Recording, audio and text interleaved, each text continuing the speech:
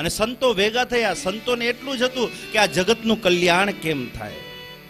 તમામ સંતો ભેગા થઈ અને વંદના કરે છે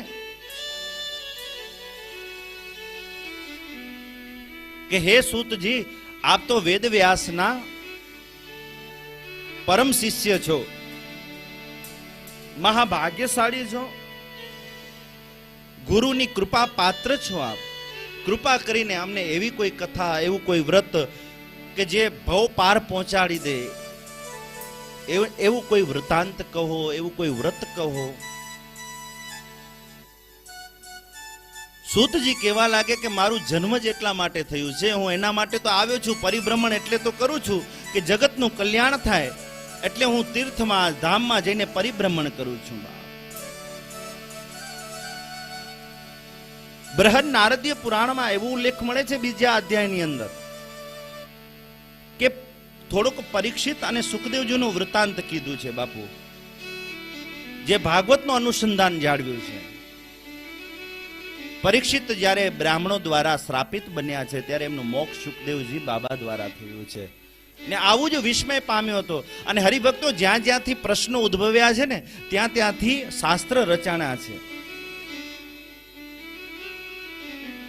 પરીક્ષિતને પ્રશ્ન થયો એટલે ભાગવતજી નીકળ્યા છે સુખદેવજીના મોઢે, અને એનો મોક્ષ થઈ ગયો. વિચાર તો કરો, જ્યાંથી શાસ્ત્ર રચાણા ત્યાંથી મોક્ષને માર્ગ પણ ખુલ્લો થાય છે.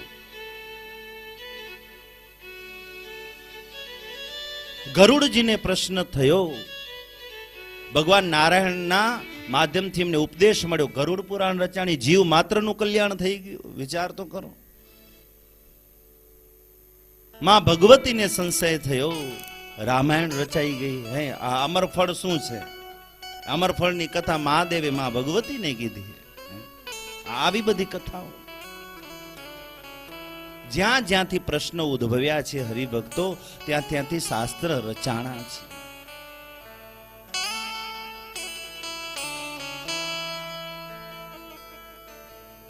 પરીક્ષિતનો મોક્ષ ભાગવતના માધ્યમથી થયો.